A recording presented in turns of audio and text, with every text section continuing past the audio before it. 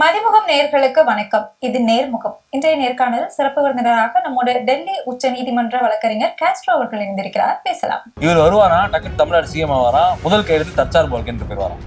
Loose அவன் corporate. நான் கேட்கிறேன், சீமானும் விஜயும் ஓட்ட பயங்கரமா ஓட்டப்பாங்க. பிஸ்கல் டெபிசிட் இந்த எக்கனாமிக் டேர்ம் இருக்குல்ல, இதுக்கு மட்டும் எடப்பாடி பழனிசாமி தமிழகத்தை கொடுத்துட்டாருன்னா, நான் வந்து அதிமுக ஆப்போசிட்ல ராயப்பேட்டையில அங்க நான் கூட்டுற வேலைக்கு சேர்ந்தேன். ஏடிஎம்கேன்ற அண்டாவை கொண்டு போய் டெல்லியில அடமான வச்சிட்டாங்க. அந்த அண்டாவை நீ எந்த காலத்தையும் மீட்க முடியாது. சும்மா இஷ்டத்துக்கு 4000 கொடுப்பேன். எப்படி கொடுப்பேன்? எங்க இருந்து கொடுப்போம்? மனத்தை கொடுப்பியா? தாமரை மலர்ந்தே மலர்ந்து தமிழிசை கத்தி கிடந்துச்சு. மலர்ந்துருச்சு.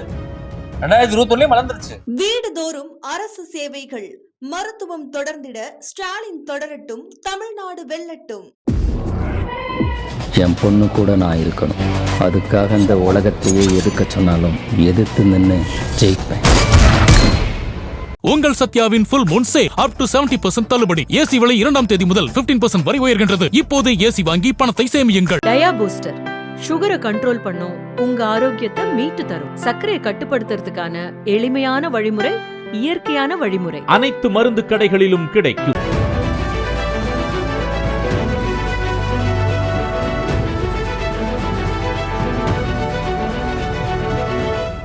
வணக்கம் சார்.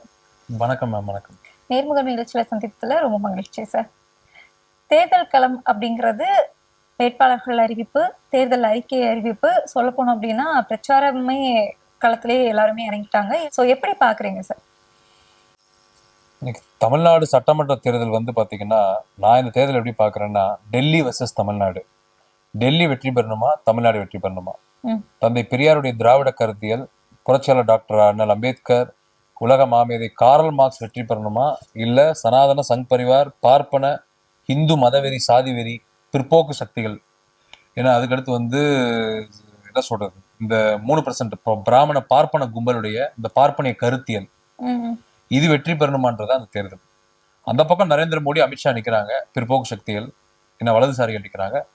முதலமைச்சர், தமிழ்நாடு முதலமைச்சர் தளபதி மு.க. ஸ்டாலினோடு, துணை முதலமைச்சர் உதயநிதி ஸ்டாலினோடு முற்போக்கு சக்திகள், பகுத்தறிவாதிகள், சுயமரியாதைக்காரர்கள், நம்ம எல்லாருமே நிக்கிறோம். இதுதான் இந்த தேர்தல் களம். இதுதான் தமிழ்நாடு வெர்சஸ் டெல்லி நான் சொல்றேன். ஓகே. ஆனா நீங்க சொல்லக்கூடியது முதலமைச்சர் அவர்கள் சொல்ற மாதிரி தமிழ்நாடு வெர்சஸ் டெல்லி அப்படின்னு. ஆனா கள நிலவரம், ரியாலிட்டி செக் நம்ம பார்த்தோம் அப்படின்னா 4 முனை போட்டி அப்படிங்கிறது கன்ஃபார்ம் ஆகியிருக்கு. திமுக, அதிமுக, நாம் தமிழர் கட்சி, தாவேக அப்படின்னு சொல்லிட்டு எல்லாருமே உங்களோட தேர்தல் அறிக்கைகளும் கொடுத்திருக்காங்க.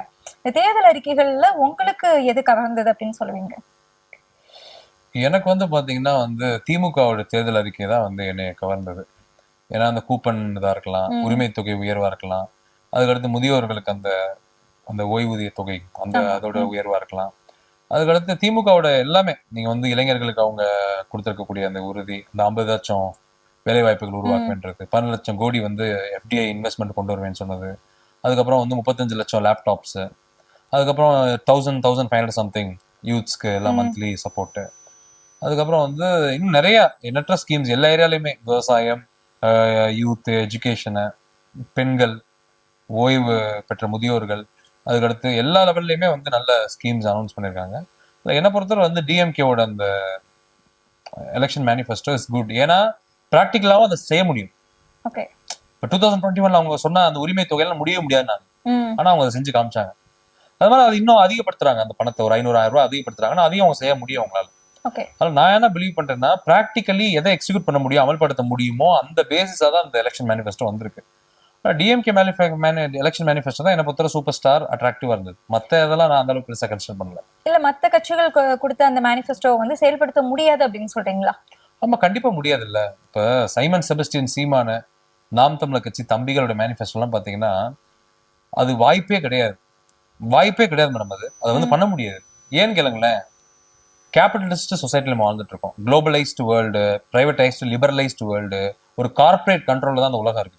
புரியுதா உங்களுக்கு? நீங்க அந்த மாதிரிலாம் நீங்க உங்க இஷ்டத்துக்கு தாந்தோண்டித்தனமா நான் நீதல் படையை கட்டுவேன், நான் பண்ணைய போடுவேன், 500 ஏக்கர்ல மாடை விடுவேன், நீ அரசு வேலைக்கு வா, எல்லாரும் காலேஜ் ஸ்கூலுக்கு போகாத, மாடு மேய்ச்சிருவா, நெய் எடு, பருப்பு எடு, முட்டை எடு, வெண்ணெய் எடு, அதுக்கப்புறம் ஆட்டு பண்ண வைப்போம், ஆட்டுக்கறி எடுத்து சாப்பிடுவோம், ஏன்னா அதுக்கு வேளாண் பண்ண வைப்பேன், அடுத்து நான் சொன்னா அங்க அதை நிப்பாட்டுவேன், இங்க இதை நிப்பாட்டுவேன், அப்புறம் நான் 5 தலைநகரம் வைப்பேன். இதெல்லாம் பேச நல்லதா இருக்கும். 5 தலைநகரம் வைப்பேன், அதுக்கப்புறம் வந்து பாத்தீங்கன்னா வந்து பார்டரே க்ளோஸ் பண்ணிடுவேன், இந்தியாவே தேவையில்லை, 5 தலைநகரம் வச்சுக்குவேன், அது இந்தியாவே வேண்டாம், இந்தியன் கவர்மெண்ட் வந்து நான் எதுவும் வாங்க மாட்டேன். இது அதிரடி தடாலியா பேசுறது. புரியுதா உங்களுக்கு? அதிரடி தடாலியா என்னன்னாலும் பேசலாம். நான் கூட தான் சொல்லுவேன், உலகத்தை விட்டே நான் தமிழ்நாட்டை பிரிப்பேன். புரியுதா உங்களுக்கு? உலகத்தை விட்டு எப்படி ஆமா மேடம், அதான் சொல்றேன். யாராலும் பேசலாம், உலகத்துக்கு எங்களுக்கு சம்பந்தமே கிடையாது, நாங்க எந்த நாட்டுக்கு போக மாட்டோம், எந்த ஊருக்கு நாங்க போக மாட்டோம், எவனும் இங்கேயே வராதிங்க. அப்போ அப்படி பண்ணா உலகத்துக்கு பிரிஞ்சிடலாம்ல. புரியுதா உங்களுக்கு? ஃபிளைட்டே கட் பண்ணிடணும் உலகத்துக்கும் தமிழ்நாட்டுக்கும், அப்போ உலகத்துக்கு பிரிஞ்ச மாதிரி தானே. புரியுதா உங்களுக்கு? அதனால வந்து சீமான் சோடெல்லாம் வந்து சும்மா அதிரடி தலாலி ஏதாவது ஒண்ணு பேசுறது, எதுகை முனையா பேசுறது, சம்பந்தமே எல்லாம் பேசுறது, கச்சத்தீவை நான் தூக்கிட்டு வந்துருவேன்றது. தற்சார்பு வாழ்க்கை வாய்ப்பு இல்ல, நடக்காது. அதுதான் நான் சொல்றேன், கார்பரேட் விட மாட்டான். நீங்க தற்சார்பா மாறிட்டீங்கன்னா அவன் எங்கிட்ட போய் கொல் பண்ணுவான், அவனுடைய ப்ராடக்ட் எப்படி சேல் பண்ணுவான், அவன் எப்படி மார்க்கெட்டை வந்து அவன் ரன் பண்ணுவான். புரியுதா உங்களுக்கு? அப்போ ஒரு கார்பரேட் மாஃபியா வந்து உலகத்தையே கண்ட்ரோல் பண்ணி அவன் பல லட்சம் கோடி இன்வெஸ்ட் பண்ணி அவன் வந்து என்ன சொல்றது, பல லட்சம் கோடிகளை வந்து டேர்ன் ஓவர் பண்ணணும்னு உட்காந்துருக்கான். இவர் வருவாரா, டக்குன்னு தமிழ்நாடு சிஎம் வரான், முதல் கையெழுத்து தற்சார்பு வாழ்க்கைன்ற பேர் வரான். லூஸ் அவன் கார்பரேட். நான் கேட்கறேன், இதெல்லாம் பிராக்டிகலா நான் பேசுறேன். புரியுதா உங்களுக்கு? அன்பிராக்டிகலா நான் கூட தான் உருட்டுன்னு உருட்டலாம். புரியுதா உங்களுக்கு? நான் வந்து ஒரு மாகாணமா பிரிப்பேன், இந்த பக்கம் ஃபுல்லா விவசாயம் நடக்கும், அந்த பக்கம் ஃபுல்லா பால் பண்ண, இந்த பக்கம் நெய் பண்ண, இந்த பக்கம் முட்டை பண்ண, கோழி ஆடு பண்ண அப்படின்னு சொல்லி நான் கூட தான் வாய்க்கு வந்த மாதிரி பேசலாம். அதுக்கடுத்து வந்து நான் வந்து இந்த மாதிரி ஒரு ராணுவத்தை கட்டமைப்பேன், அட்டாரி வாகா பார்டர் இருக்குல்ல பஞ்சாப்ல, அமிர்தசர், அந்த மாதிரி நான் ஒரு பார்டரை போடுவேன், அரக்கோணத்துக்கிட்ட போடுவேன், எவனும் உள்ள வர்றப்ப என்ட்ரி பாஸ் வாங்கிட்டு தான் வரணும்ன்றதான் நான் கூட அடிச்சுடலாம் மேடம். நான் சொல்றது புரியுதா உங்களுக்கு? இது ஒரு என்ன சொல்றதுன்னா வந்து சீமா நினைச்சா நமக்கு வந்து வேதனையா தான் இருக்கு. ஏன்னா நடக்க வாய்ப்பே இல்லை. அடுத்து வந்து என்ன சொல்றதுன்னா வந்து கடல்லே நான் வந்து ஏதோ ஒரு இது பண்ண போறேன்றாரு. நடக்கிற காரியமா? யோசிச்சு பாருங்க. இது வந்து என்னன்னா, கடல்ல நீ எப்படி பண்ண முடியும்? அங்க அது உயிரினங்கள் பல கோடி மீன்கள் வாழ்ந்துட்டு இருக்கு. இஷ்டத்துக்கு நான் அதுக்குள்ள அதை பண்ணுவேன், இதுக்குள்ள இதை பண்ணுவேன்றதெல்லாம் வந்து கற்பனையாதான் சீமானுடைய அந்த மேனிஃபெஸ்டோ இருக்குது. அது நடைமுறைக்கு வாய்ப்பே கிடையாது. நீங்க விவசாயம் எல்லாரும் பண்ணுவானா? பண்ணுங்க அப்படின்னு சொல்றாரு அவரு. இல்ல மேடம், பண்றதுக்கு எங்க நிலம் இருக்குது, எங்க இடம் இருக்குது? கருவமலமுள்ளாதான் கிடக்கு பெரும்பான்மையான பகுதி. நிறைய நிலங்கள் வீணா கிடக்கு, பசுமையற்று கிடக்கு, ஃபெர்டிலிட்டி இல்லாம இருக்குது, இரிகேஷன் ஃபெசிலிட்டி இல்லாம இருக்குது, தண்ணிக்கு இங்க பஞ்சம் இருக்குது. நமக்கு விவசாயமே அழிஞ்சிட்டு இருக்குது. எல்லாம் பிளாட் போட்டு ரியல் எஸ்டேட் வித்துட்டானுங்க. லேண்டே கிடையாது. ஆத்துலயும் தண்ணி வரல, குளத்துலயும் தண்ணி வரல, குட்டையிலயும் தண்ணி வரல, கம்மான்லயும் தண்ணி வரல, பாண்டுலயும் தண்ணி வரல, அருவியே இல்லை உங்களுக்கு, மழையும் பெய்ய மாட்டேங்குது. நீங்க என்ன உங்கள்கிட்ட எப்படி நீங்க இதெல்லாம் பண்ண முடியும்? எல்லாரும் விவசாயத்துல போது லேண்ட் எவன்ட் இருக்கு. முதல்ல பல பேர்கிட்ட வந்து நான் என்ன சொல்றேன்னா, லேண்ட் இல்ல. புரியுதா உங்களுக்கு? செல்வம் இல்ல. புரியுதா உங்களுக்கு? ஒரு நல்ல வீடு கூட பல பேர்கிட்ட இல்ல இந்த நாட்டுல. அதான் உலகத்திலே காட்டு முறையாண்டே தமிழ்ல இருக்கான்னு நான் ஏன் சொல்றேன்னா, இவன் ஜாதி, மதம், பிற்போக்கு சிந்தனை, மூட நம்பிக்கை, ஏற்றத்தாழ்வு, இந்த மாதிரியான விஷயங்களுக்குள்ளதான் மூழ்கி போய் கிடக்கான். கல்வி இல்ல, வேலை இல்ல, வருமானம் இல்ல, ஊதியம் இல்ல, பொருளாதாரம் இல்ல, அதிகமான பொருள் யார்ட்டையுமே இல்ல. 90% தமிழை வந்து அன்னடங்காட்சி தான், மிடில் கிளாஸ், ஏழையா தான் இருக்கிறான். அதை தயவுசெய்து மறந்துடாதீங்க. 10% கையில தான் எல்லா வெல்த் இருக்குது. 90% நீங்க அவனுக்கு நிக்கிறதுக்கு வீடு இல்லாம உட்காந்துருக்கான். அவன் போய் டாக்கு விவசாயம் பண்ணுனா என்ன இங்க லேண்ட் நீ கொடுப்பியா? இல்ல என்ன எங்கேயும் கையகப்படுத்தி கொடுப்பியா லேண்ட்? ஒண்ணுமே புரியல எனக்கு. எனக்கு தெரிஞ்சது மினிஸ்டர்ஸ், கார்பரேட்ஸ், அரசியல்வாதிங்க, போலீஸ் சாமியாருங்க, இவனுங்கிட்ட தான் பலாயிரம் கோடி லேண்ட் இந்த நாட்டுல இருக்குது தமிழ்நாட்டுல. அவனுக்கு தான் விவசாயம் பண்றானுங்க, பெரிய பண்ணையார் மாதிரி வாழ்ந்துட்டு இருக்காங்க. உண்மையால என்ன சொல்றது, மக்கள்கிட்ட எங்க இருக்குது லேண்ட்? சும்மா நீ பாடு விவசாயம் பண்ற லூஸ் மாதிரி பேசிட்டு இருக்க. நடக்கிற காரியமா? நீங்க வந்து பிராக்டிகலா பேசணும். சும்மா உட்காந்துட்டு சீமான் வந்து என்ன சொல்றேன்னா, அவர் வந்து ஒரு கற்காலத்துல அந்த பழமை, அந்த பாண்டியர்கள், சோழர்கள், சேரர்கள் வாழ்ந்த காலத்தை வாழ்ந்துட்டு இருக்காரு. அப்ப வந்து அப்பயே பாத்தீங்கன்னா லேண்ட் எல்லாத்தையும் கிடையாது, மன்னர்களுக்கு தன் கைவசம் வச்சிருப்பான் எல்லாத்தையும். இவனை கூலியாதான் பயன்படுத்தினான் அந்த மக்களை. அதான் குறுநில மன்னர்னா சின்ன ரவுடி, பெருநில மன்னர் பெரிய மன்னர் பெரிய ரவுடி. இவ்வளவுதான், ரெண்டுமே ரவுடி தான் மன்னர்கள். அவனுக்கு வந்து என்ன பண்ணானுங்கன்னா, குடி கூத்தி, அந்தப்புறம் உலக இன்பம், அதுக்கடுத்து நல்ல உணவு, நல்ல ஆடம்பரமான வாழ்க்கை, இந்த மக்களை அடிமைப்படுத்தி வச்சிருந்தாங்க, சுரண்டிட்டு இருந்தாங்க. இப்ப சீமான் வந்து பேசுறது அப்படித்தான் இருக்குது. சீமான் என்னன்னா, தன்னை ஒரு மன்னன் மாதிரி நினைச்சிட்டு இருக்காரு. பாண்டியன், சேரன், சோழன், அந்த படம் கட்டுவேன், இந்த படம் கட்டுவேன், இதெல்லாம் என்ன பேச்சுது நான் கேட்கிறேன். நவீனமா அந்த உலகம் போயிட்டு இருக்கப்ப நீ நவீனமா யோசி. சைனா மாதிரி, ஜப்பான் மாதிரி, அமெரிக்கா மாதிரி, ரஷ்யா மாதிரி, இந்த மாதிரியான உலக நாடுகள் மாதிரி தான் யோசிக்கணும். இந்த கல்ஃப் இஸ்லாமிய நாடுகள் எப்படி இருக்குது, கல்ஃப்ல துபாய் எப்படி இருக்குது, இந்த மாதிரி தான் யோசிக்கணும். சும்மா உட்காந்து பழங்காலத்து கற்காலம் மாதிரி இருந்தாலும் உட்காந்து ஏதாவது பேசிட்டு இருப்பான். இதை நம்புனீங்கன்னு வச்சுக்கோங்களேன், உங்க வாழ்க்கையை நாசமா போயிருன்றதான் என்னைய பொறுத்தவரை என்னோட கருத்து. இந்த தம்பிகள்லாம் தயவுசெய்து கேர்ஃபுல்லா இருங்க. இந்த ஆள் சொல்றதை கேட்டு நீங்க நம்பி நீங்க பாடு அந்த புறம் இந்த புறம் வேற மாதிரி இறங்கிறாதீங்க, உங்க வாழ்க்கை நாசமாயிரும். நான் அந்த காலத்துல மன்னர்கள் 10 பொண்டாட்டி வச்சிருந்தான், இவன் பேசுறதெல்லாம் பார்த்தா அப்ப நீங்க அந்த மாதிரி அந்த புறம் 10 பொண்டாட்டி இந்த மாதிரி இறங்கிறாதீங்க, வாழ்க்கை நாசமாயிடும். அதுக்காக தான் சொல்றேன். இந்த ஆள் பேசுறதே பழமைவாதம் மேடம், இது ஒர்க் அவுட் ஆகாது களத்துல. இல்ல சீமான் பேசுறது ஒர்க் அவுட் ஆகாது, செயல்படுத்த முடியாது அப்படின்னா மத்த 2 கட்சிகளுமே பிரதான கட்சிகளுமே வாக்குறுதிகள் கொடுத்திருக்காங்க இல்லையா, அதுவுமே செயல்படுத்த முடியாதுன்னு சொல்றீங்க. மத்த பிரதான கட்சி யார சொல்றீங்க? அதிமுக தாவிக 2 கட்சி. அதிமுக வந்து பாத்தீங்கன்னா திமுகவுடைய எலெக்ஷன் மேனிஃபெஸ்டோ காப்பி அடிச்சிருக்கு. இல்ல அதிமுக தானே முதல்ல கொடுக்குறாங்க. முதல்ல கொடுத்தாலும் வந்து பாத்தீங்கன்னா திமுக முதல்ல அந்த 5 ஆண்டு நலத்திட்டங்கள் வச்சுதான் அதிமுக காப்பி அடிச்சு கொடுத்துருக்கு. உரிமை தொகையை கூட்டுவேன், ஏன்னா நான் அதை கொடுப்பேன் இதை கொடுப்பேன், அதெல்லாம் வந்து அதிமுக முதல்ல வந்து பாத்தீங்கன்னா உங்களுக்கு வந்து என்னன்னா என்ன சொல்றதுன்னா வந்து முதல்ல வந்து பினான்ஸ், கடன், எக்கனாமி, மக்களோட வாழ்வியல் சூழல், அறிவு சார்ந்த ஒரு அணுகுமுறை, இன்டெலெக்சுவல் அந்த அப்ரோச்சே இருக்குதுஇதுலயுமே. புரியுதா உங்களுக்கு? சும்மா குட்டாம்போக்கு அடிச்சு விடுறது. புரியுதா உங்களுக்கு? எடப்பாடி பழனிசாமிக்குலாம் வந்து பிசிக்கல் டெபிசிட் இந்த எக்கனாமிக் டேர்ம் இருக்குல்ல, இதுக்கு மட்டும் எடப்பாடி பழனிசாமி தமிழகத்தை கொடுத்துட்டாருன்னா நான் வந்து அதிமுக ஆப்போசிட்ல ராயப்பேட்டையில அங்க வந்து நான் கூட்டுற வேலைக்கு சேர்ந்துடுறேன். இந்த மாதிரி இதுக்கெல்லாம் வந்து அறிஞர்களுக்கு தான் பதில் தெரியும். இல்ல மேடம், அப்ப எடப்பாடி பழனிசாமி முட்டாளா? அப்ப நான் கேக்குறேன். அவரு சொல்லிருக்கிறாரு இதுக்கு முன்னாடி. அதுதான் மேடம், அவர் வந்து என்னன்னா வந்து கம்பராமாயணத்தை எழுதினவர் சேக்கிலார்னு பேசினவர். புரியுதா உங்களுக்கு? அந்த மாதிரி நபர்கள்ட்ட நம்ம எந்த குறைந்தபட்ச அறிவு நம்ம எதிர்பார்க்க முடியாது. அதான் நான் சொல்றேன், இந்த சிம்பிள் டேர்ம்ஸ்க்கு மட்டும் எடப்பாடி பழனிசாமி விளக்கம் கொடுத்தாருன்னா நான் ஏடிஎம்கே ஆபீஸ்ல கூட்டுற வேலைக்கு நான் சேர்ந்துறேன், பாத்திரம் கழுவுற வேலைக்கு நான் சேர்ந்துறேன். இல்ல இதெல்லாம் தெரிஞ்சுதான் வந்து மக்களோட குறைகளை தெரிஞ்சா போதாதா? இந்த மாதிரி டேர்ம்ஸ் எல்லாம் தெரிஞ்சாதான் நம்ம வந்து முதல்ல எடப்பாடி பழனிசாமிக்கு எதுவுமே தெரியாது மேடம். ஏடிஎம்கே கொத்தடிமை இருக்காங்கல்ல, அதிமுக கொத்தடிமை, அவங்களுக்கு தெரிஞ்சது ஃபுல்லா பெட்டி, பணம், பதவி, உலக இன்பம். அடுத்து அமித்ஷாக்கு மோடிக்கு அடிமையா இருக்கணும், மயிலாப்பூர் துக்குல குருமூர்த்தி ஐயருக்கு அடிமையா இருக்கணும், பார்ப்பன கும்பல் 3% பிராமண கும்பலுக்கு அடிமையா இருக்கணும். அவ்வளவுதான் அவங்க. ஏடிஎம்கே வந்து அதிமுக கிடையாது, அது அமித்ஷா திமுக. புரியுதா? இந்த ராஜேந்திர பாலாஜி, இந்த திண்டுக்கல் சீனிவாசன், இந்த சிவி சண்முகம், அவங்க பேச்செல்லாம் கேளுங்க, மனுஷங்க மாதிரியா பேசிட்டு இருக்காங்க. தண்டக்கர்மாந்திரம் ஏடிஎம்கேலுக்கு எல்லாமே கொத்தடிமை, தண்டக்கர்மாந்திரம், ஒன்னதுக்கும் பிரோஜனம் இல்லாது. ஏடிஎம்கேன்ற அண்டாவை கொண்டு போய் டெல்லியில அடமானம் வச்சிட்டாங்க. அந்த அண்டாவை நீ எந்த காலத்தையும் மீட்க முடியாது, முடிஞ்சு ஏடிஎம்கே. இதோட அந்த அண்டாவை அமித்ஷா கொடுக்க மாட்டாரு. அமித்ஷா தான் சேட்டு. இந்த பான் புரோக்கர் கடை பாத்திருக்கீங்கல்ல, சேட்டு உட்காந்துருப்பாருல, அதான் அமித்ஷா. அண்டாவை கொண்டு போய் அடமானம் வச்சிட்டாங்க அதிமுகவை. முன்னாடியாவது அதிமுக கொத்தடிமையா இருந்தது, இப்ப அதிமுகவை வித்துட்டாங்க. கொத்தடிமைக்கு இங்க வேலை கிடையாது. நீங்க இப்படி சொல்றீங்க, ஆனா நம்ம வந்து தேசிய கட்சிகள் 2மே இருக்கு, பாஜகவும் இருக்கு காங்கிரஸும் இருக்கு. ஆனா பாஜகவுக்கு வந்து அதிமுக குறைவான தொகுதிகளை ஒதுக்கிருக்கு கம்பேர் டு காங்கிரஸ் அப்படி பார்த்தோம்னா. அப்புறம் எப்படி அவங்கள நம்ம அடிமைன்னு சொல்ல முடியும்? மேடம், அதிமுகவே கண்ட்ரோல் எடுத்துட்டாங்க, எடுத்து அவங்க கம்மியான சீட் எடுத்துக்கிறாங்கன்னு சொல்லுங்க. எடப்பாடி பழனிசாமி ஒன்னும் ஒதுக்கல. புரியுதா உங்களுக்கு? அதிமுக முடிஞ்சு மேடம், அது அவ்வளவுதான். இந்த எலெக்ஷனோட அதிமுக முடிஞ்சு. ஒவ்வொரு தொகுதியிலும் அதிமுக காரன் வந்து அதிமுக எதிராக தான் ஓட்டு போட போறேன், திமுக தான் போட போறேன் அதிமுக காரன். புரியுதா உங்களுக்கு? அதெல்லாம் வந்து அதிமுகவை கபலீகரம் பண்றதுதான் பாஜகவோட 2026 தமிழ்நாடு சட்டமன்ற தேர்தலோட அசைன்மெண்ட். அதிமுகவை அழித்து ஒழிக்கணும், அதுக்குதான் பாஜக வேலை பார்த்துட்டு இருக்கு. தயவுசெய்து நீங்க புரிஞ்சுக்கோங்க. அதிமுக முடிச்சு கட்டிடுவாங்க, இந்த தேர்தலோட முடிச்சிருவாங்க அதிமுக. நம்ம பொதுவா பேசுறோம் அப்படின்னா திராவிட கட்சிகள் தான் 2 நம்ம இருக்கு, திமுக அதிமுக தான் போட்டி கள நிலவரம் படி நம்ம பார்த்துட்டு இருக்கோம். ஆனா நம்ம வந்து திமுக ஆதரவா பேசக்கூடிய யாராக இருந்தாலுமே அதிமுக அவ்வளவுதான் காலி, தாவேகா அவ்வளவுதான் காலி அப்படின்னா யாருதான் எதிரா இருக்காங்கன்னு நீங்க சொல்றீங்க? மேடம், இப்ப தாவேகாவோட தேர்தலுக்கு நான் அப்புறம் வர்றேன் மேடம். இவங்க எல்லாருமே பாத்தீங்கன்னா பாஜக RSS உடைய பி டீம்.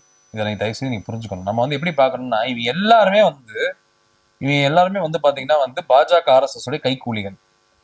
என்ன, மயிலாப்பூர் துக்ல குருமூர்த்தி ஐயர் போட்டு தந்த ஸ்கிரிப்ட் படி பெர்ஃபார்ம் பண்றவங்க, RSS ஓட ஸ்கிரிப்ட் படி, பிஜேபி ஸ்கிரிப்ட் படி, மோடி அமித்ஷாவோட அடிமைகள். இவங்க எல்லாருமே ஏன் கபலீகரம் பண்ணப்படுவாங்க நான் சொல்றேன்னா, இது ஒரு சதிவலை நெட்வொர்க். இது புரியுதா உங்களுக்கு? தமிழ்நாடு அரசு கைப்பற்றுவதற்கு, தமிழ்நாடை கைப்பற்றி அதை அதானி அம்பானிக்கு விற்பதற்கு, இந்த 5 லட்சம் கோடி தமிழ்நாடு பட்ஜெட்ல இருந்து கமிஷன் அடிக்கிறதுக்கு, இந்த தமிழ்நாட்டை சூறையாட சுரண்டுவதற்கு வந்திருக்கக்கூடிய ஒரு நெட்வொர்க், ஒரு மாஃபியா நெட்வொர்க் மாதிரி, இது கிரிமினல் நெட்வொர்க் மாதிரி. அதை தலைமையேற்று நடத்துவது பாஜக RSS, மோடி அமித்ஷாவும். அவங்க கிட்ட கையூட்டு வாங்கிக்கிட்டு கைக்கூலி மாதிரி இவங்க எல்லாம் வேலை பார்க்குறாங்க. யாரு? அதிமுக எடப்பாடி பழனிசாமி, அதிமுக கொத்தடிமைகள். அதுக்கடுத்து தாவேகா அனில் குஞ்சு, அதுக்கடுத்து வந்து தாவேகா விஜய், தக்கூரி விஜய், அதுக்கடுத்து வந்து சைமன் செபஸ்டியன் சீமானு தம்பிகள், நாம் தமிழர் கட்சி. இவங்க எல்லாருமே ஒரே டீம் தான், ஆனா வெவ்வேறு பிரிஞ்சு கிடக்குறாங்க. இதை வந்து தமிழ்நாடு மக்கள் உணர்றான். நம்மளை போன்றோர் இன்னும் பல பேர் பேசிட்டு இருக்கிறோம் ஊடகத்துல, பல பேர் வந்து அதை எழுதுறோம், மக்களை சிந்திக்க வைக்கிறோம், உண்மையை அம்பலப்படுத்துறோம். இப்ப தமிழ்நாடு மக்கள் தெரியுது இவங்க நம்மள ஆட்டையை போட வந்திருக்காங்க, இவங்க ஒவ்வொரு கெட்டப்ல வராங்க. புரியுதா உங்களுக்கு? எந்த கெட்டப்ல வந்தாலும் தமிழ்நாட்டு மக்களுக்கு தெரியும் யார் வந்து நல்லவர்கள், யார் திருடர்கள். ஆனா வந்து இவங்க நோக்கம் என்னன்னா, தமிழ்நாட்டு மக்களுக்கோ, தமிழர்களுக்கோ, தமிழ் மொழிக்கோ, தமிழ் மண்ணுக்கான அரசியல் கிடையாது.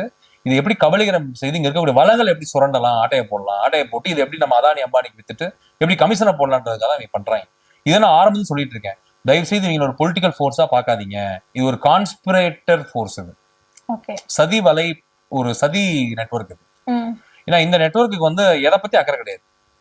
எலெக்ஷன் மேனிஃபெஸ்டோ சும்மா கூட்டாம் போக அடிச்சு விடு, மக்கள்கிட்ட எதை வேணாலும் சொல்லு, நம்புவாங்க. நம்ம மோடி தான் சொன்னார்ல 5 லட்சம் எல்லா அக்கௌண்ட்லயும் போடுவேனாரு. இந்த வரைக்கும் என் அக்கௌண்ட்ல கிரெடிட் ஆகல, உங்க அக்கௌண்ட்லயும் கிரெடிட் ஆகா நம்புறேன். அதனால வந்து இப்படிதான் ஏதாவது ஒன்று அடிச்சு விட்டு மக்களை அட்ராக்ட் பண்ணி ஏதோ ஓட்ட வாங்கிடுது. இன்னொன்னு புரிஞ்சுக்கோங்க, இவங்களுக்கு ஒரு அறிவு இருக்கா பாருங்க. சீமானு ஓட்ட உடைப்பான், விஜய் ஓட்ட உடைப்பான், திமுகவும் ஓட்ட உடைக்கும், அதிமுகவும் ஓட்ட உடைக்கும். அப்ப யாருக்கு தான் ஓட்டு போகும்? இல்ல அதுதான் நம்ம சொல்றேன். பெரும்பான்மை மக்கள் திமுக கூட தான் நிக்கிறாங்க இந்த தேர்தல். நான் சொல்றேன் பெரும்பான்மை தமிழக மக்கள் எல்லா செக்ஷனுமே, இஸ்லாமியர்கள், கிறிஸ்தவர்கள், மாணவர்கள், இளைஞர்கள், முதல் தலைமுறை ஓட்டர்ஸ்ல இருந்து எல்லா செக்ஷனுமே, வயதான முதியோர்கள் இருந்து எல்லா செக்ஷன் ஆஃப் த சொசைட்டி, படிச்சவன் படிக்காதவன் எல்லாருமே திமுகவை தான் நம்புறாங்க, திமுக தான் ஓட்டு போட போறாங்க. திமுக தான் வெற்றி பெற போகுது. அந்த வெற்றி என்பது 200 இருக்குமா, இல்ல 150 இல்ல 130 இல்ல 170 180 190 இந்த ரேஞ்ச், இந்த 130 இருந்து 200க்குள்ள ஒரு இலக்கத்துல வரப்போகுது திமுக வெற்றி. அது எக்ஸ்ட்ரீமா போய் 200 வரப்போதா, இல்ல 130 நின்றுமா?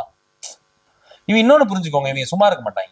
இவிஎம்ல சரி பண்ணுவாங்க, எஸ்ஐஆர்ல சரி பண்ணுவானுங்க, ஓட்ட உடப்பானுங்க, பூத்து கேப்சர் பண்ணுவானுங்க, இவிஎம் எல்லா லெவல் எலெக்ஷன் கமிஷன் வச்சு ஃப்ராட் எல்லாம் பண்ணுவாங்க. நீங்க சாமணிக்காதீங்க, எல்லா வேலையுமே நடக்கும்.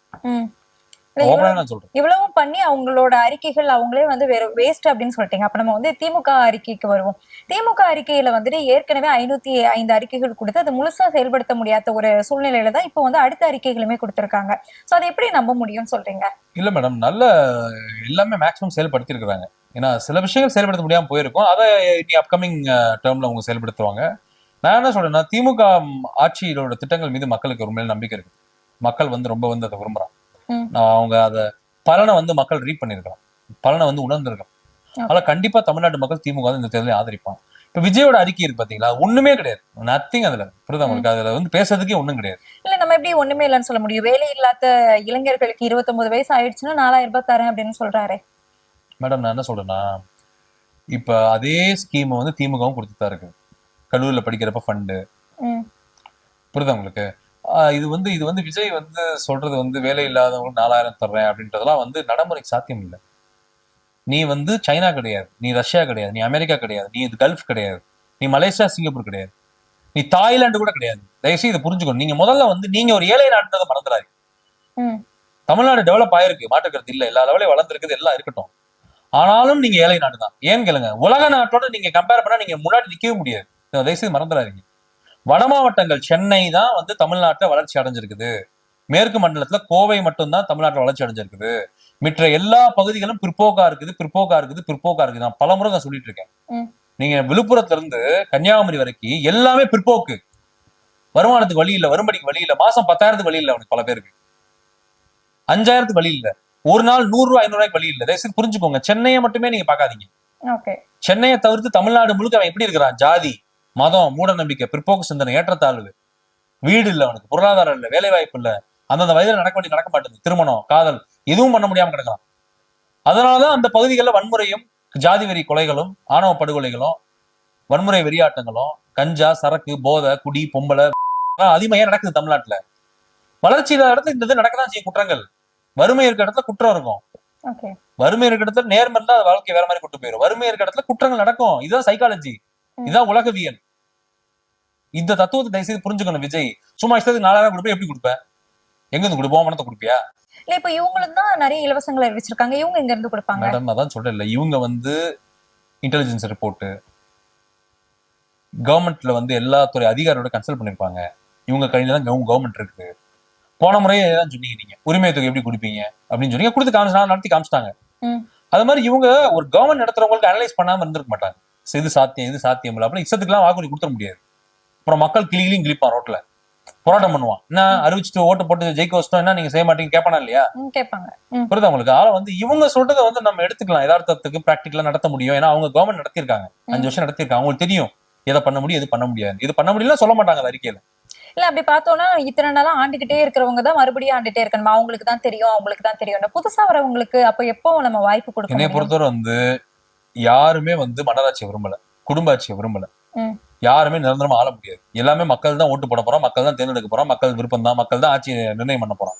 இப்ப நான் என்ன சொல்றேன்னா, தயவு செய்து முதலமைச்சர் மு க ஸ்டாலின், துணை முதலமைச்சர் உதயநிதி ஸ்டாலின் நீங்க சிஎம் டெப்டி சிஎம் பாக்காதீங்க. ஒரு தத்துவத்துடைய அடையாளமா பாருங்க. அம்பேத்கர், பெரியார், மார்க்ஸ், கம்யூனிஸ்ட் கட்சி இருக்குது, அதுல விடுதலை சிறுத்தைகள் கட்சி இருக்குது அந்த கூட்டணியில. இது மதசார்பற்ற ஜனநாயக கூட்டணி, திமுக கூட்டணியில. ம். முதலமைச்சர் மு க ஸ்டாலின், துணை முதலமைச்சர் உதயநிதி ஸ்டாலின் அவர்கள் பெரியாருடைய கருத்தியல், திராவிட கருத்தியலோட முகமா அவங்க இருக்கிறாங்க. ம். இன்னைக்கு வந்து கேரளால பினராயி விஜயன் சிஎம் இருக்காருன்னா அவன் கம்யூனிஸ்ட் மார்க்சிய கருத்தியலுடைய முகமா அவர் இருக்கிறாரு. கருத்தியல் தான் ஆட்சி செஞ்சுட்டு இருக்கு. இங்க தனி மனுஷனுக்கு ஒண்ணுமே கிடையாது. இன்னைக்கு அவங்க இருப்பாங்க, நாளைக்கு ஆள் மாறிடுவாங்க. நீங்க சொல்லக்கூடிய அந்த எல்லா கருத்தையிலும் ஒன்னா சேர்த்து தானே தாவேக்காவை அதுதான் பிரச்சனை. அதுதான் பிரச்சனை. இப்ப நான் அதான் சொல்ல வரேன் உங்களுக்கு. என்னன்னா இப்ப எப்படின்னா மேடம், நான் வந்து எல்லாத்தையுமே நான் எடுத்துக்கவேனா எப்படின்னு நான் அமல்படுத்த முடியும். இப்ப திமுகவோட ஹார்ட் கோர் அந்த ஐடியாலஜின்றது திராவிடம், திராவிட கருத்தியல், தந்தை பெரியார். ஏதாவது ஒரு கான்செப்ட்னா ஓகே, சரி மேக்ஸிமம் ஒரு 3 அம்பேத்கர் மார்க்ஸ் சேர்த்துக்கிட்டா கூட ஓகே. நான் எல்லாத்தையுமே எடுத்துக்க, வேலுநாச்சியார் எடுப்பேன், பசுமன் முத்துராமலிங்க தேவர் எடுப்பேன், அதை எடுப்பேன், தீரன் சின்னமலை எடுப்பேன், அப்புறம் வந்து நான் வந்து அழகு முத்துக்கோன் எடுப்பேன், அதை எடுப்பேன், இதை எடுப்பேன், அப்புறம் இவங்க இருக்காங்களே யாரு, என்ன எல்லாருமே, பாரதியாரு, அஞ்சலை அம்மா, வேலுநாச்சியாரு, மருதுபாண்டியர் எல்லாருமே அடிப்பேன். அப்ப என்ன இது, நான் எப்படி நம்ப முடியும்? சொல்ல புரியுதா உங்களுக்கு? விஜயோடைய செயல்பாடுகள் அரசியல் களத்துல மக்களை நம்பிக்கை ஊட்டக்கூடிய விதமா இல்ல. எனக்கும் நம்பிக்கை இல்லை. ஏன்னா விஜய் வந்து மக்கள் பிரச்சனைக்கு ரோட்டுக்கு வர்றதில்ல, போராட்டம் பண்றது இல்ல, அறிக்கை விடுறது இல்ல, போஸ்ட் போடுறது இல்ல, ட்விட் போடுறது. அவர் ரோட்டுக்கு வந்தாலே பிரச்சனை ஆயிருது. ரசிகன் செத்து போனா கண்டுக்கிறது கிடையாது, ஒரு சமூக ஆர்வலர்கள் செத்து போனா கண்டுக்கிறது கிடையாது, எதுக்குமே ஒரு அஞ்சலி கூட செலுத்துறது கிடையாது. யாராவது வீட்டுல அப்பா அம்மா செத்தா கூட அஞ்சலி செலுத்துறது கிடையாது. விஜய் வந்து அரசியலுக்கு லாயக்கற்றவர். விஜய்க்கு அரசியல் தெரியல, பக்குவம் இல்ல, தத்துவம் இல்ல, கொள்கை கோட்பாடு கிடையாது. விஜய்க்கு முதல் தத்துவ அறிவும் கொள்கை அறிவு கோட்பாட்டு அறிவே கிடையாது. அதுவே பெரிய டிராபேக். எங்க அண்ணா இருக்காரு, கலைஞர் இருக்காரு, ஸ்டாலின் இருக்காங்கன்னா அவங்களுக்கு கொள்கை தத்துவம் தெரியும். பேசிக்கா ஒரு ரொம்ப இப்ப ரொம்ப எக்ஸ்ட்ரீமா இல்லைன்னா கூட பேசிக்கா ஒரு 10-20 பாயிண்ட் முடிச்சிருவாங்க. பெரியாருடைய கனவுகள் இதுதான், பெரியாருடைய கொள்கை இதுதான், நம்ம அதை அமல்படுத்த ஆட்சிக்கு வந்திருக்கோம். சமூக நீதி, சுயமரியாதை, பெண் விடுதலை, பெண் கல்வி, பெண் முன்னேற்றம், அதுக்கடுத்து சாதி ஒழிப்பு, மூடநம்பிக்கை ஒழிப்பு, பார்ப்பன எதிர்ப்பு தான் பெரியாருடைய கோர் கான்செப்ட். இதுதான், அது அவங்களுக்கு தெரியும். இந்த நான் சொன்ன மாதிரி ஒரு 10 பாயிண்ட் விஜய் சொல்லுங்க, அதுதான் பிரச்சனை. அதான் சொல்றேன் மேடம், தத்துவம் இல்லாத தலைமை வந்து ரசிகர் கூட்டத்தை தான் உருவாக்கும், ஜோக்கர்களை துபாக்கூர்களை தான் உருவாக்கும். தத்துவம் உள்ள தலைமையும் தலைவனும் தான், கட்சியும் தான் நல்ல அரசியலை, நல்ல தலைமைத்துவத்தை, நல்ல நிர்வாகத்தை, நல்ல ஆட்சியை வழங்க முடியும்ன்றதை தயவுசெய்து புரிஞ்சுக்கோங்க. இது இருக்க இடத்துல அது இருக்காது, அது இருக்க இடத்துல இது இருக்காது. தயவுசெய்து நீங்க இதை புரிஞ்சுக்கோங்க. ஆனா வந்து விஜயோட மேனிஃபெஸ்டோ என்பதே வந்து ஒரு பொய், நடைமுறைக்கு சாத்தியம் இல்லை. சில விஷயங்கள் நடைமுறைக்கு சாத்தியமா இருக்கலாம், ஆனா அது மக்களுக்கு நம்பிக்கை தருவான்றதை மக்கள் தான் முடிவு பண்ணி. இப்ப வரைக்கும் தமிழக மக்கள் வந்து திமுகவோட மேனிஃபெஸ்டோ தான் விரும்புறான், அட்ராக்டிவா பாக்குறான். ஏடிஎம் கேமிங் கண்டுக்கல, தாவேகாவதும் கண்டுக்கல, நாம் தமிழர் கட்சி இது. நாம் தமிழர் கட்சி உருட்டு என்பது 15 வருஷம் உருட்டுன்றது எனக்கு தெரியும். 2009 உருட்டிட்டு இருக்காங்க அந்த உருட்டு, அந்த எலெக்ஷன் மேனிஃபெஸ்டோ. என்ன கொஞ்சம் எக்ஸ்ட்ரா பக்கத்தை வேணா சேர்ப்பாங்க, ஒரு 5-6 பக்கம் எக்ஸ்ட்ரா புதுசா சேர்ப்பாங்க, தவிர்த்து ஒரே மேனிஃபெஸ்டோ தான் ஓடிட்டு இருக்கு 15 வருஷமா. தமிழ்நாடு மக்கள் தெரியும் அதுவும் நடைமுறை சாத்தியம் இல்லை. ஏன்னா இன்னைக்கு வந்து அதான் சொல்றேன் மேடம், இப்ப விஜய் சொல்ற சில விஷயங்கள்லாமே கார்பரேட் மாஃபியாக்கு எதிராக இருக்கு. அதையும் நீங்க மறந்துடாதீங்க. நான் அதை பண்ணுவேன், இதை பண்ணுவேன், உடனே நான் வந்து பண்டு கொடுத்துருவேன், உடனே அது கொடுத்துருவேன், நீ எல்லாத்தையும் மக்கள் கொடுத்துட்டேன்னா அப்புறம் கார்பரேட் என்ன பண்ணிட்டு இருக்கான்? மக்கள் வந்து நிம்மதியா வாழக்கூடாதுன்றதான் கார்பரேட்டோட நிலைப்பாடு. இல்ல தனியார் மயம் ஆக்கப்படக்கூடாது அப்படிங்கறது இவங்களோட நிலைப்பாடா இருக்கு. நீங்க சொல்லக்கூடிய சீமானா இருக்கட்டும், விஜயாக இருக்கட்டும், அதுதான் மேடம். தனியார் மயம் ஆக்கலன்னா அவன் பிரச்சனை பண்ணிடுவான், கார்பரேட் ஒழிச்சிருவாங்களா, ஒழிச்சிருவாங்களே, நாசமாக்கிடுவாங்களே, தேடி தேடி உங்களை வேட்டையாடிடுவான். இதை புரிஞ்சுக்கோங்க. நீங்க வந்து தனியார் மயம் கூடாது, குளோபலைசேஷன் கூடாது, பிரைவேடைசேஷன் கூடாது, லிபரலைசேஷன் கூடாது. நான் எனக்கா சொல்லியிருக்கேன் அந்த மாதிரி. நான் ஒரு இடதுசாரி, நான் அம்பேத்கரை, பெரியாரிய மார்க்சிய கருத்தியல் சார்ந்து செயல்படக்கூடிய செயல்பாட்டாளர். என்னைக்கா நான் குளோபலைசேஷன் கூடாது, பிரைவேடைசேஷன் கூடாது, லிபரலைசேஷன் கூடாது, கேபிட்டலிசம் கூடாது, கம்பெனிகள் கூடாது, எந்த வேலை வாய்ப்பு இருக்கக்கூடாது, பெரு நிறுவனங்களே, முதலாளிகளே, முதலாளித்துவமே வெளியேறு, எனக்கே அந்த ஒரு தேவையெல்லாம் பேசியிருக்கேனா?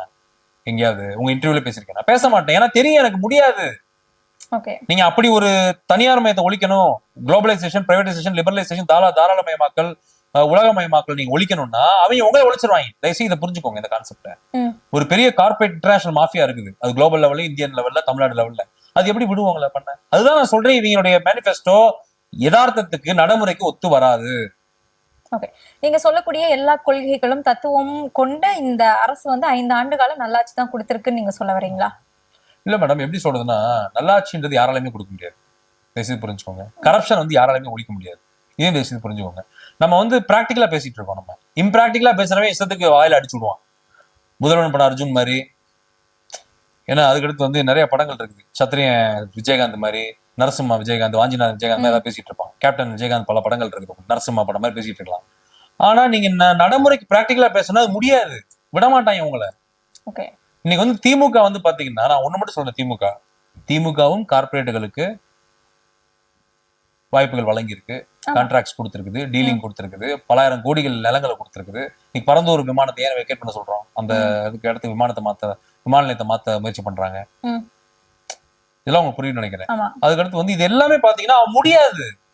அதானி வந்து பல கான்ட்ராக்ட்ஸ் தமிழ்நாட்டில் வாங்கியிருக்கிறாரு, டிஎம்கே பேர்ல அம்பானியும் வாங்கியிருக்கிறாங்க. நீங்க கார்பரேட்டை மீறி எதுவுமே நீங்க பண்ண முடியாது. தயவுசெய்து இதை புரிஞ்சுக்கோங்க. இப்ப திமுக வந்து என்னன்னா ஃபாரின் டைரக்ட் இன்வெஸ்ட்மெண்ட் கொண்டு வந்துச்சு, பல லட்சம் கோடி வெளிநாடுகள்ல சென்று யூரோப்பு, அமெரிக்கால போய்லாம் வந்து கல்ஃப்ல போய் துபாயில எல்லாம் போய் வந்து கொண்டு வந்தாங்க இன்வெஸ்ட்மெண்ட்ஸ்.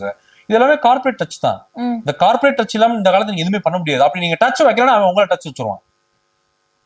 புரியுதா உங்களுக்கு? நீங்க அவனை டச் பண்ணலன்னா அவன் உங்களை டச் பண்ணிடுவான், அவங்களை முடிச்சிருவான். இதை தயவுசெய்து நீங்க புரிஞ்சுக்கணும். நீங்க ஜெயலலிதா இருக்கப்பே அதானிக்கு வந்து கொடுத்தாங்கல்ல கமுதியில சோலார் பேனலுக்கு எவ்வளவு ஏக்கர்ஸ் ஆஃப் லேண்ட் கொடுத்தாங்க, பலாயிரம் கோடி லேண்ட் கொடுத்தாங்க, பல கோடி மதிப்புள்ள ஏக்கர்ஸ் ஆஃப் லேண்ட். அப்ப நீங்க எதுவுமே பண்ண முடியாது. அதுதான் நான் சொல்றேன். இதெல்லாம் பிராக்டிகலா இப்ப நானே சிஎம் ஆயிருந்தாலும் யார் சிஎம் ஆனாலும் கார்பரேட்டை பகைத்துக் கொள்ள முடியாது. தயவுசெய்து புரிஞ்சுக்கோங்க. நம்ம கம்யூனிசம் பொது உடைமையா பேசலாம், அதற்கு மக்கள் தயாராகணும், இந்த மண் தயாராகணும். அதற்கு நெடுந்தூர பயணம். அது அவ்வளவு ஈஸியான புரட்சியெல்லாம் நடந்துடாது. இந்தியால சொல்றேன் நான். நீங்க நேபாள், பங்களாதேஷ், நீங்க வந்து ஸ்ரீலங்கா, நீங்க எல்லா நாடுகளையும் புரட்சி நடந்துருச்சு. நம்ம பக்கத்துல மியான்மர் முதற்கொண்டு இப்ப நடந்தது. உலக நாடுகள் முழுக்க புரட்சி நடக்குது, போர் நடக்குது, எல்லாம் நடக்குது. இந்தியால மார்க்ஸே சொல்லியிருக்காரு, இவனுங்களை அவ்வளவு ஈஸியான புரட்சி பண்ண மாட்டாங்க. இவனுக்கு கடவுள், மூட நம்பிக்கை, ஜாதி, மதம், பிற்போக்கு சிந்தனை, ஏற்றத்தாழ்வுகள், பணம், லஞ்சம், ஊழல் கிடப்பானுங்க. இவனுக்கிட்ட புரட்சியே சாத்தியம் இல்லை மார்க்ஸே சொல்லியிருக்கு. அதுதான் நான் சொல்றேன், இந்தியன் செட்டப்புக்கு செட் ஆகாது. அது ஒரு லாங் ஜெர்னி. கம்யூனிசம், மார்க்சியம், பொது உடைமைன்றதா ஒரு லாங் ஜெர்னி. புரியுதா உங்களுக்கு? அது வந்து இட்ஸ் நாட் ஈஸி. இப்ப கேரளால பண்ணிருக்காங்கன்னா அது வந்து அதுவும் லாங் ஜெர்னி தான். நீங்க இண்டிபெண்டன்ஸ் ஆனதுக்கு அப்புறமே கேரளால இந்த கம்யூனிஸ்ட் மூவ்மெண்ட் ஸ்ட்ராங் ஆயிருச்சு. சிபிஎம் நம்பூதிரி பட் சிஎம் இருந்தாரு, இப்ப பினராயி விஜயன் வரைக்கும் வந்திருக்கு, அச்சுதானந்தன் இருந்தாரு, எத்தனையோ பேர் இருந்தாங்க கேரளால. அது ஒரு 70 வருஷம் ஜெர்னி. அது இன்னைக்கு வந்து பாவர்ட்டி லெஸ் ஸ்டேட்டா இருக்குது, வறுமை இல்லாத ஸ்டேட்டா கேரளா மாறி இருக்குது. கேரளா மக்களும் அந்த கருத்தியலோட ஒரு ஒன்றிணைந்த ஒரு வாழ்க்கை தான் வாழ்றான். நீங்க கேரளா தான் பார்த்தா இன்டர் கேஸ்ட் மேரேஜ் பண்ணுவான், அவன் வாழ்க்கையே வித்தியாசமா இருக்கும், கேஷுவலா லைஃப் லீட் பண்ணுவான், ரொம்ப ஆடம்பரமா இருக்க மாட்டானுங்க, சிம்பிளா இருப்பானுங்க. நல்லா பாருங்க நீங்க கேரளைட்ஸோட லைஃப் ஸ்டைல, அவங்க ரொம்ப எல்லாம் வந்து லக்ஸுரிஸ் எல்லாம் இது பண்ண மாட்டாங்க, ஒரு எளிமையான லைஃப், ஆனா கொஞ்சம் நல்ல டீசென்ட் லைஃபா இருக்கும். அது இந்த மண்ணுக்கு வந்து இன்னும் வராது. அங்க நீங்க ஆணவ படுகொலை நடக்குதா கேரளால?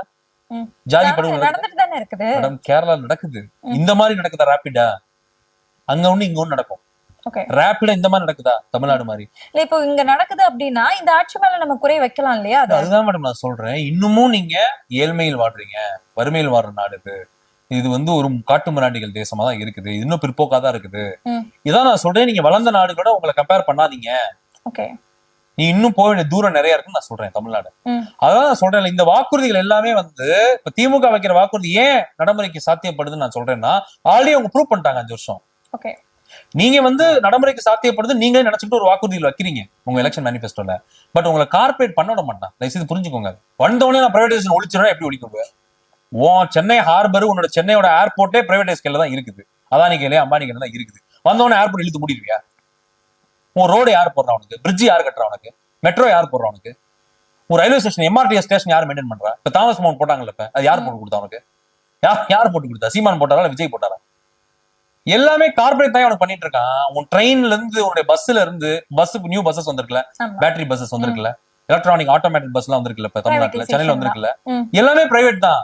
நீ வந்து தற்சார்பா உட்காந்து தமிழ் 10 பேர் சேர்ந்து உருவாக்கினா பஸ் வெல்டிங் பண்ணி பண்ணானா, மெக்கானிக் ஷாப்ல கொண்டு வச்சு பண்ணானா? எதுவுமே பண்ண முடியாதா சொல்றேன். நீங்க பிளைட் முதற்கொண்டு உங்களுக்கு கிடையாது. உங்களுக்கு உங்க ஊர்ல நீ போற பஸ், நீ ஓட்டுற வண்டி, பைக், காரு, நீ யூஸ் பண்ற ட்ரெஸ்ல இருந்து, ஷூல இருந்து எதுவுமே நீ தற்சார்புல கிடையாது. ஒண்ணு மேட் இன் சைனாவா இருக்கும், இல்ல மேட் இன் ஏதாவது வெளிநாடா இருக்கும். அப்ப நீயே தற்சார்பு வாழ்க்கை வாழல. இப்ப சைமன் இதெல்லாம் பேசுவான், சொத்து மதிப்பு பாருங்க எவ்வளவு. நீ இதை பத்தி பேசலாமா? நீ எந்த கார் வச்சிருக்க? டொயோட்டோ வச்சிருக்கிற, அது யாரு காரு? Toyota Japan. உண்மையா இல்லையா? தற்சார்பா அது? சொல்லுங்க மேடம், தற்சார்பா நான் கேட்கிறேன். கிடையாது. இப்ப விஜய் வந்து இந்த 7.5 கோடி கார் வச்சிருக்கான். BMW, வோல்வோ, பென்ஸ், ஆடி, இது யாரு காரு? இந்தியன் காரா? தமிழ் மண்ணா அந்த காரை? அதான் சொல்றேன், ஏதாவது ஒண்ணு பேச வேண்டியது என்ன மேடம்? விஜய் தற்சார்பு வாழ்க்கை பத்தி பேசவே இல்லையே, பேசுறது சீமான் இல்லையா மேடம்? அதுதான் சொல்லி 2 பேருமே சொல்றேன். நீங்க பார்த்தா ஈசிஆர்ல பல கோடி பங்களால இருப்பான், 100 கோடி பங்களால இருப்பான், டொயோட்டோ கார் வச்சிருப்பான், பையன் அமெரிக்கன் இன்டர்நேஷனல் ஸ்கூல்ல படிப்பான். சொல்ல புரியுதா உங்களுக்கு? நாய் வந்து ஃபாரின் டாக் தான் வச்சிருக்கான், ஆனா இவன் தற்சார்புன்னு உங்ககிட்ட வந்து பேசுவான். இதுதான் நான் சொல்றேன், முரண்பாடுன்னு நான் சொல்றேன். ஓகே. இல்ல இப்போ இந்த தேர்தல் அரசியல்ல நம்ம பார்த்தோம் அப்படின்னா இன்னும் ஒரு சில சுவாரஸ்யமான விஷயங்கள் எல்லாமே நடந்துட்டு இருக்கு. குறிப்பா பார்த்தோம் அப்படின்னா எம்பி சீட்ல இருக்கக்கூடியவங்க எல்லாருமே அந்த பதவியை ராஜினாமா செஞ்சுட்டு எம்எல்ஏ சீட்டுக்கு போட்டியிடுறாங்க. குறிப்பா அதிமுகல இருந்து சி.வி. சண்முகமும் நம்ம திருமாவளவன் அவர்களுமே போட்டியிடுறாங்க. திருமாவளவன் அவர்கள் போட்டியிடுறது வந்து ரொம்ப சர்ச்சையாவே பேசப்பட்டு வருது. நீங்க எப்படி பாக்குறீங்க? இது என்ன காரணம் நினைக்கிறீங்க? மேடம் அதான் மேடம் மெயினா ஒன்று புரிஞ்சுக்கோங்க. இந்த தேர்தலுக்கு அப்புறம் தமிழ்நாடு அரசியல் சூழல் வெகுவா மாறப்போகுது. ஓகே. அப்சைட் டவுனா பிரட்டி போட போகுது. அதுல மாற்றுக்கிறதே கிடையாது. எப்படி சொல்றீங்க? ஏன்னா நிறைய பேர் வந்து துரோகிகள் நமக்கு அதிகமாயிட்டான். அம்பேத்கரை, பெரியாரிய, மார்க்சிய கருத்தியலுக்கு, தமிழ்நாட்டு மண்ணுடைய அரசியலுக்கு, திராவிட அரசியலுக்கு எதிரிகள், துரோகிகள் நிறைய பேர் உள்ள பூந்துட்டான். நீங்க பாஜக அரசு உள்ள பூர்ல தயவுசெய்து சொல்லாதீங்க. பூந்துட்டான் ஆல்ரெடி. 4 தாமரை மலர்ந்தே மலர்ந்து தமிழிசை கத்தி கிடந்துச்சு. மலர்ந்துருச்சு. 2021 மலர்ந்துருச்சு. RSS பாஜக உன் வீட்டு வாசலுக்கே வந்துட்டான் உன்னை போட்டு தள்ளுறதுக்கு.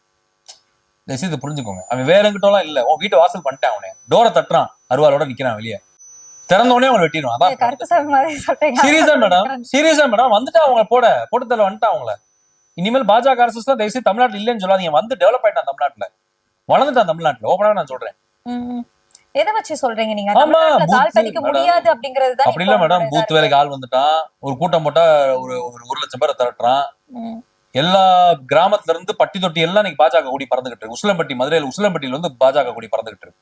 கிராமத்துல வீட்டுல எல்லாம் இந்து ஆண்ட பரம்பரை கீண்ட பரம்பரை கிளப்பி விட்டாங்க. எல்லா சாதியுமே கிளப்பி விட்டாங்க. நீங்க எல்லாம் மன்னர் வகையரா, அந்த வகையரா, இந்த வகையரா, நீதான் ராஜராஜ சோழன், சேரன், பாண்டியன் சொல்லி எல்லா தமிழ் இந்து சூத்திரன் இருக்கானுங்களா, இந்து சாதி இந்துக்களை கூட தூண்டி விட்டாங்க.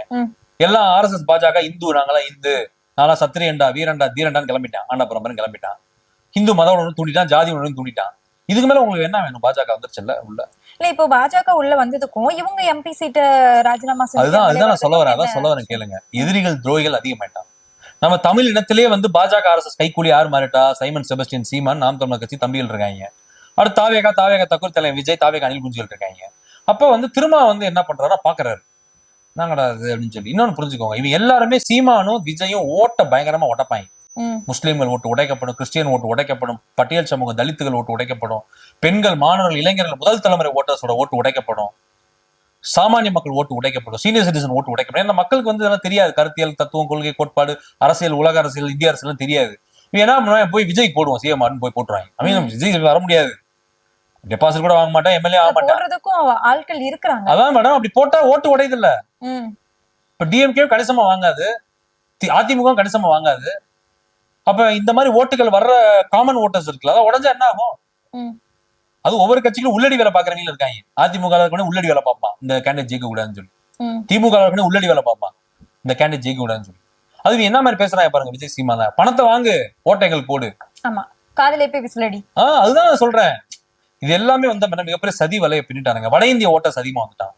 நீ வட இந்தியாக்காரன், ஆமா அதான் ஆதார் வாங்கிட்டான், ஓட்டர் ஐடி வாங்கிட்டான், வட இந்தியாக்காரன் செட்டில் ஆயிட்டான். இப்ப ஒவ்வொரு ஓட்டுலயுமே, ஒவ்வொரு தொகுதியில் 234 தொகுதியிலுமே வட இந்தியாக்காரன் ஓட் பேங்க் இருக்குது. ஒரு 1% to 5% வரைக்கும் இருக்குது.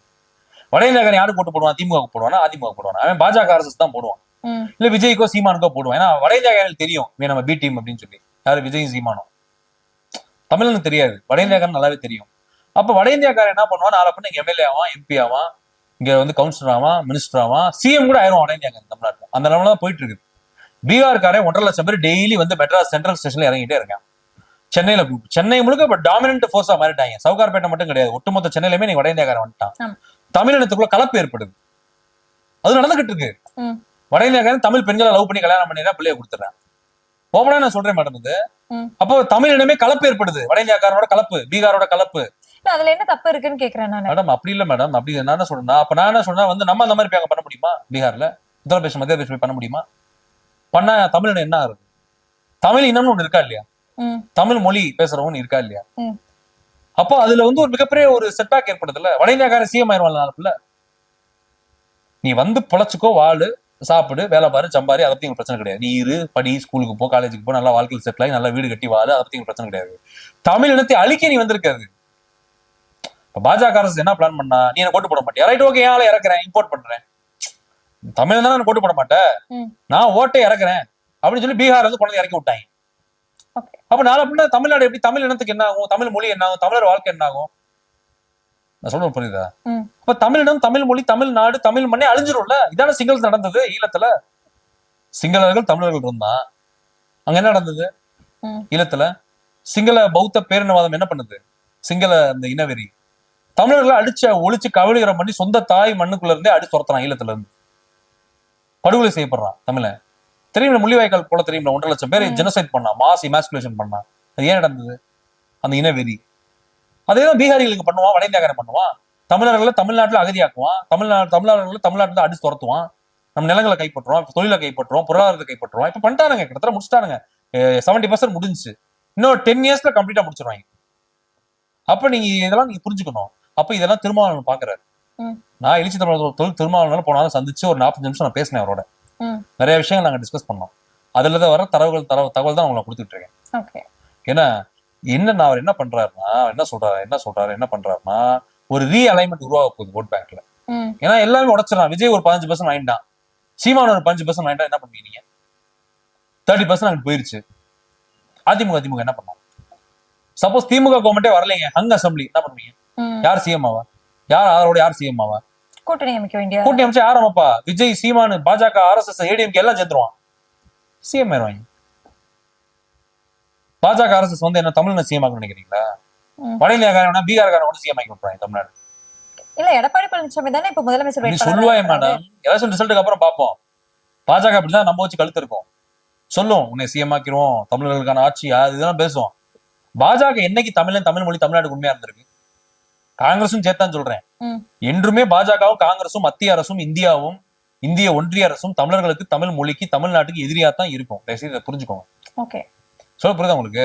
அதான் சொன்னல மேடம், இவன் வந்து தமிழை வந்து இன்டர்காஸ்ட் மேரேஜ் எல்லாம் பண்ண மாட்டான். அவன் வந்து ஜாதி ஆண்டா பரம்பரை கீண்டப்புறம் அடிச்சு செத்து போவான்.